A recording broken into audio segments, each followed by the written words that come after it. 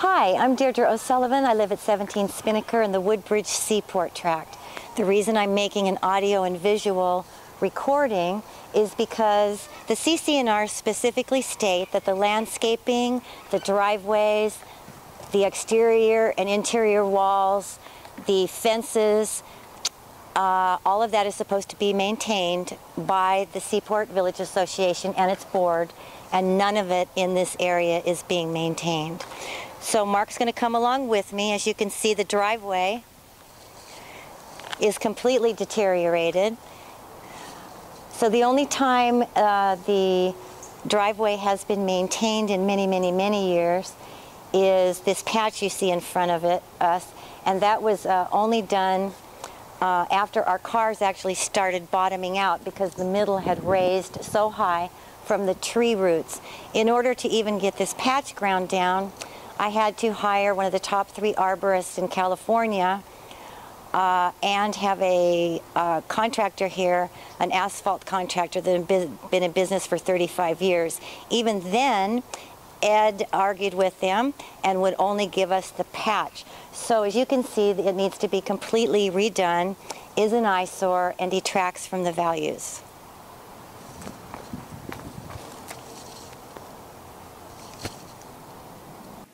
Hi, as you can see in front, aluminum fences recently were installed in this area, view properties adjacent to the Lake and Beach Club. Aluminum fencing with screw-in bolts, not attached to the river rock, with a complicated design in this area, devalue the properties. Apparent that none of the parties involved in this decision did their due diligence. Even if you Google the product, it shows unsightly screws. This product is not used even by aluminum companies. I've never seen this fence anywhere on any residence, and there's a reason for that. Their inferior quality, their aesthetics, their complicated design. I am told that WVA was informed, and they also approved of the fences. Obviously, neither party did their due diligence. The fence company that came out and installed these actually told residents that there would be no screws and bolts, and they would look exactly like the wrought iron fences. Well, obviously that's not the case.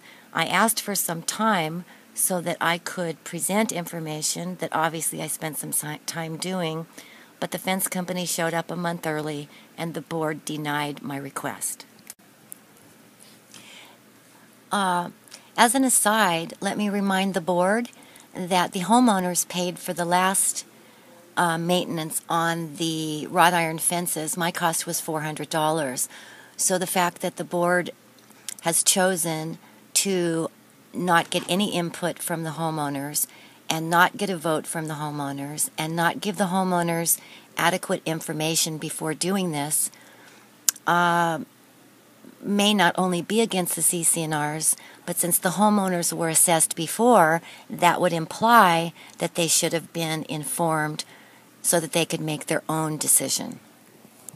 Furthermore, when I was on the board, I highly encouraged the board to adhere to the CC&Rs and maintain the wrought iron. I do have evidence. You will see 2 X's on a portion of a fence, which shows that clearly, through the years, they got estimates but refused to maintain the wrought iron fences. Clearly, had I been given the opportunity, I would have paid the $500 or $600 that it would have cost to repair the wrought iron, as opposed to losing my view and not being able to see the lake or the beach club clearly. What's funny is when you look at the X's on the 30-year-old fence, which, by the way, is the bottom portion of the fence adjacent to my property, or was, you can see that clearly it's in much better shape after 30 years than the aluminum fences are after a few weeks. So as we move forward, you can see that the grass is dead. You can tell that the walls haven't been painted in many years. If we go over to the left here, this is the front of my house. Recently, they had somebody install 130 something sprinklers down this street. In order to install the sprinklers, the landscapers pulled out plants and killed them, and then installed sprinklers to water the plants that are no longer there in a lot of areas. Butterfly bushes, roses, etc. In my area here, there used to be landscaping 2 years ago. They're called California Carpentera. They're California natives. You'd probably have to shoot them to kill them. There was no water on them for a year. Then they finally fixed the valve. Still there's no plants. And now the new sprinklers that they have installed cover up the valves that were there, so you can't even plant the plants in the area where they were before. I've had my gardener remove the dead plants, but if you can see, as you can see on the wall, it hasn't been painted. I have no landscaping here. And this picket fence here, I'll be sending a bill because I tried to get it fixed for 6 years and ended up repairing it myself.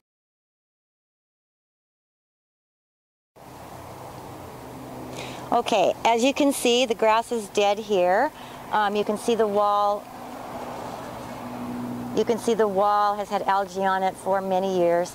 As you walk up to the fences, Mark, as you zoom in on the fences, you can see that they're already starting to, I guess you'd say, oxidize, because even though the Seaport Board was informed that these type of fences would require continuous maintenance, they said they did not, and these fences are only a few weeks, or probably 5 weeks old, I guess.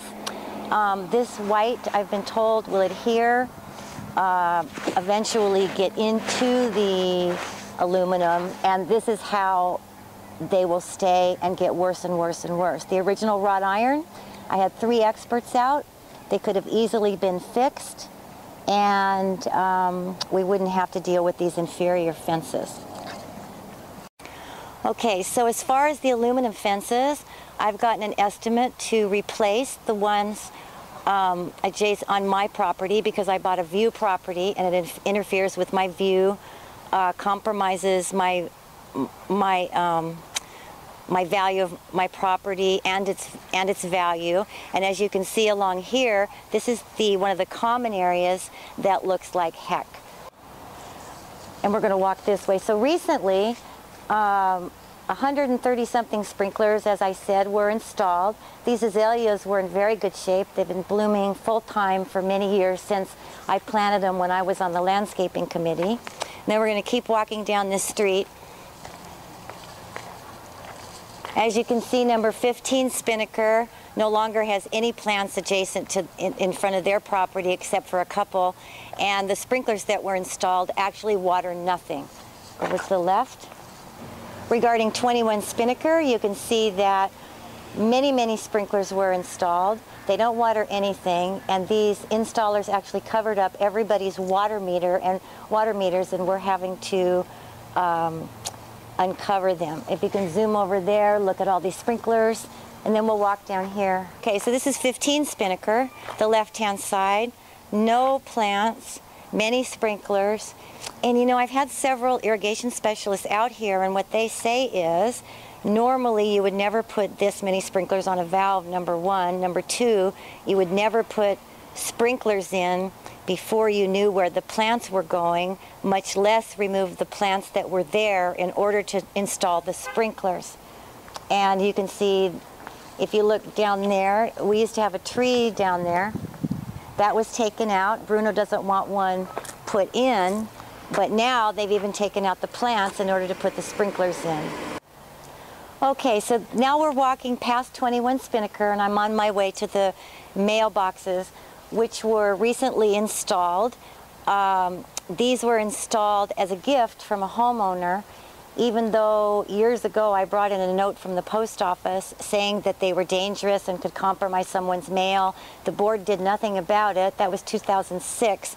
It ended up that somebody's mail, a tax form, something happened to that, and a homeowner actually had to pay for the mailboxes.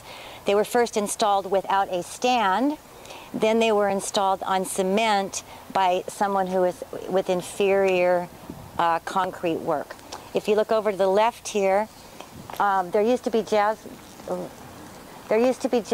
all along this walk here. Are you walking? There used to be jasmine all along this walk, and then move it up to the wall here. You can see that the plants during the sprinkler installation were cut down completely. There's no reason for that.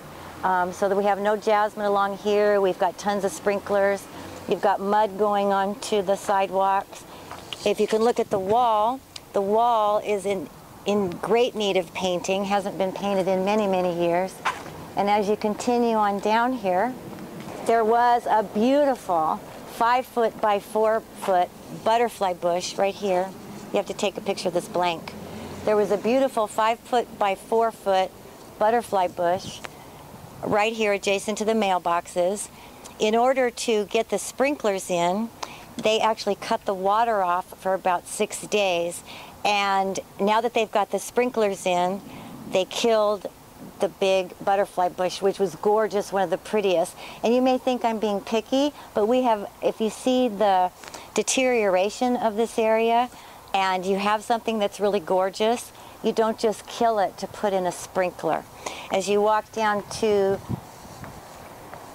23 Spinnaker, you will see that in front of their house now they have a lot of sprinklers, no plants. Number 23 Spinnaker, excuse me, on the right, a lot of sprinklers, no plants. These houses here, when I was on the board, I did several presentations. They requested me to, on different types of plants that could be utilized in this area. I went to nurseries, picked them out. The board took so long to approve them that they had to be redone again because it would be a different season, different time to plant. As you can see, this person, their landscaping's a disaster. Okay, as an aside, number 11 Spinnaker hasn't been painted in its entirety since it was last painted. This is a board member. And the reason why I mention it is because he actually came after me, who was in complete compliance with a recent paint job. And they actually tried to fine me. I had to hire an attorney.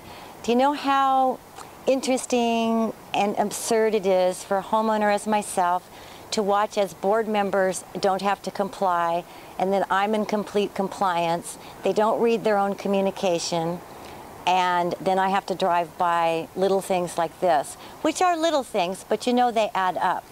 In the front here, you see there's no landscaping. Bruno's on the board. You'd think he'd want something. And we're going to walk down the street here just a little bit. This is the front of Bruno's house here. He's got sprinklers but no plants. But he's one of the people that approved the sprinkler installation. So perhaps in all this there is a plan. I just don't know. And we're going to walk down here. This particular area had gorgeous flowers and gorgeous plants blooming in it. They were pulled out, I was told, because Bruno couldn't get his trash can out. That was not the case. All they had to do was trim a bush, because this hedge in the middle used to be beautiful plants. The reason why I'm mentioning these small things is because this board always talks about the values of real estate, and yet 27 years of experience, and it's the little things that count when you are valuing and given a market analysis of a tract or a property. And so these are some of the little things that need to be paid attention to. Also, it's not real comfortable as a resident to not know any day of the week what you're going to drive into. They're constantly removing bushes, killing plants, planting plants that die because there's no water, changing the shape of things. You never know what's going to happen. And I'm not going to go all the way down the street, but trust me when I tell you there are residents here that have had beautiful installations. I know because I supervised them, and they've had dead plants in front of their house for 2 years. Dan's landscaping was really good. The reason why I'm mentioning all of these landscaping issues along Spinnaker is because, in particular, this street has been ignored. And when I was on the board, I worked tirelessly with Dan's Landscaping. I did research all over. I picked all kinds of beautiful in-style plants that were being planted by builders and associations that were upgrading. I supervised 9 hours at a time, beautiful installations. I know what it takes to do this, and it does not take 2.5 years to plant plants in front of people's residences. This has gone continually downhill.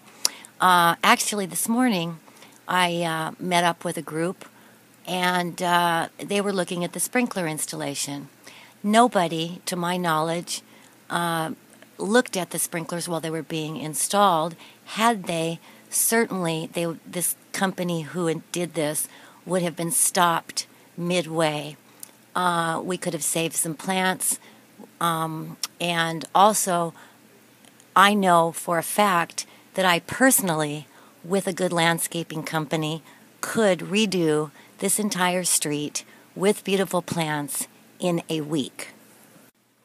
As an aside, Spinnaker looked really good when I was on the board after installing some beautiful plants, and there is no reason for this deterioration. At this point, I want to make sure that everybody knows that I fought for 6 years getting rid of 17 pine trees along this area that were going to surround Seaport. I went to WVA, and not against Seaport, because I didn't want to harm the homeowners. I was advised to litigate at that time. I did not, because if you go to litigation, homeowners cannot refinance or sell, as this needs to be disclosed. I fought long and hard. In this particular situation, I'm not going to spend 6 years. I'm not going to spend $17,000. Dr. Mansky and myself did at that time. I'm not going to spend 1,000 hours of my time. These fences, as you can see, interfere with my view. They should never have been put in this location. The style doesn't even match the Cape Cod look of the wooden fences. They're oxidizing and turning white as we speak. The fact that I was told by Doug that one person's opinion didn't matter. Well, I have 27 years in real estate, and I contacted a lot of experts before I gave you that opinion. But with all due respect, 27 years of appraising property and assessing property values should be considered an expert opinion. I'm going to submit an estimate. It takes 5 weeks to get these fences, and I'm going to ask that you replace the fences immediately.